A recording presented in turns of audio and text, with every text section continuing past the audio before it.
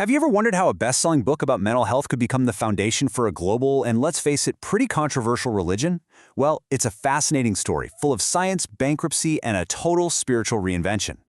Okay, so let's just jump right in, because the whole story really boils down to this one dramatic shift. In 1950, the founder, L. Ron Hubbard, is selling Dianetics as a hard science, like physics or chemistry. But then, just 2 years later, the language completely flips. Now he's talking about Scientology, a religious philosophy. So what on earth happened in those 2 years? To really get that pivot, we have to rewind. We've got to go back to the beginning, to the book that started a nationwide craze. Picture this. It's 1950. A science fiction author named L. Ron Hubbard publishes a book called Dianetics, the modern science of mental health, and it just explodes. It was an absolute sensation. People were packing into auditoriums like this one, totally captivated by this new science that promised to cure pretty much all of their problems. So, what was the big idea? Well, Hubbard said the mind is split in two. First, you've got the analytical mind. He called it a perfect computer. It's the conscious, rational part of you. But then there's the reactive mind. This is the subconscious part that, according to Hubbard, stores every single moment of pain and trauma you've ever experienced. And this, he claimed, is the source of all our irrational fears, our anxieties, and even our physical illnesses. So what exactly is in this reactive mind? It all comes down to a single concept, the engram. Hubbard described it as a perfect mental recording of a moment of pain when you were unconscious or partly unconscious. He said these hidden memories are like little viruses buried in your mental software, causing everything from phobias to arthritis. And of course, Dianetics had a solution for these pesky engrams. It was a type of therapy called auditing. The way it worked is, you'd sit down with a guide, an auditor, and they would help you find and relive these painful memories over and over and over again. The idea was to drain all the negative emotion out of the memory until it was basically neutralized, or as they put it, erased. And what was the prize for all this work? Well, you'd achieve the state of clear. And the promises, wow, they were just extraordinary. We're not just talking about getting over your anxieties. We're talking about a near-perfect memory, a massive IQ boost up to 50 points, and even cures for physical diseases like ulcers and asthma. It sounded incredible. So, with promises like that, you'd think Dianetics was set for life, right? A massive success. But what went wrong?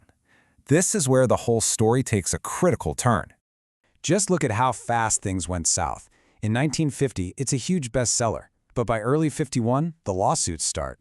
They're sued for practicing medicine without a license, which is a huge problem when you call yourself a science of mental health.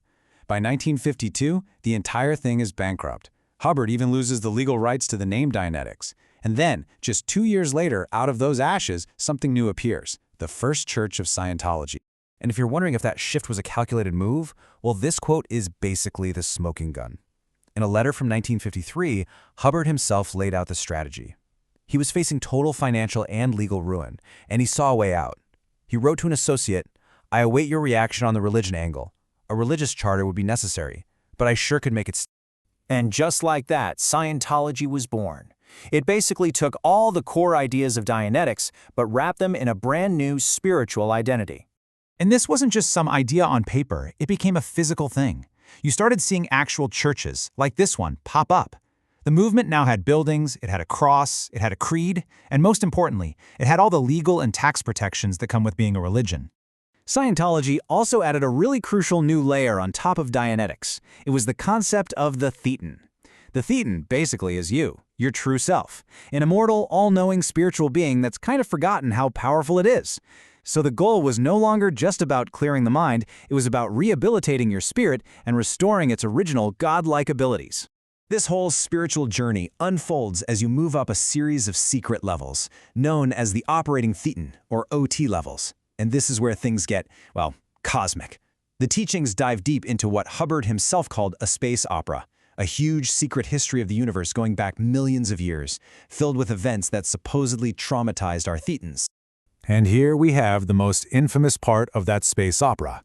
The story, told in the advanced confidential levels, goes like this. 75 million years ago, an evil galactic ruler named Xenu brought billions of beings to Earth, blew them up inside volcanoes, and their traumatized spirits, their Thetans, now cling to us humans, causing all our problems. So a huge goal of the OT levels is to track down and get rid of these spiritual hitchhikers. So as you can probably imagine, these claims, both the ones that sounded like science and the ones that sounded like science fiction, sparked decades of really intense controversy and conflict. One of Scientology's defining features became its all-out war with psychiatry. Hubbard saw psychiatrists as an evil, corrupt force in the world, and the church has been protesting against them ever since.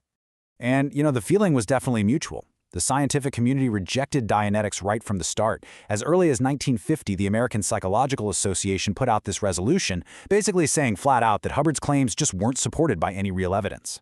And these fights went way beyond academic debates. We're talking widespread accusations of pseudoscience. We're talking government raids by the FDA, which seized their e-meters as illegal medical devices. And it got even more serious. Top church officials were convicted in federal court for orchestrating one of the biggest infiltrations of the U.S. government in American history.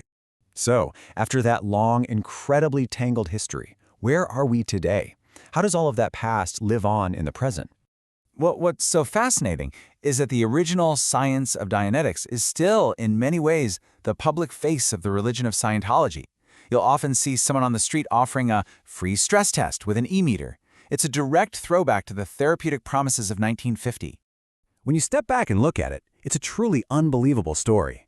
A journey that starts with a science of the mind for clearing painful engrams and ends up as a tax-exempt religion focused on freeing immortal Thetans from ancient cosmic disasters. And it all leaves us with a really big provocative question. What actually defines a religion? Is it a set of beliefs? Is it a community's practices? Or is it sometimes a legal status that offers protection? The story of how Dianetics became Scientology completely blurs those lines between self-help, science, and faith, and it really forces us to ask ourselves, what does it take to be called a religion?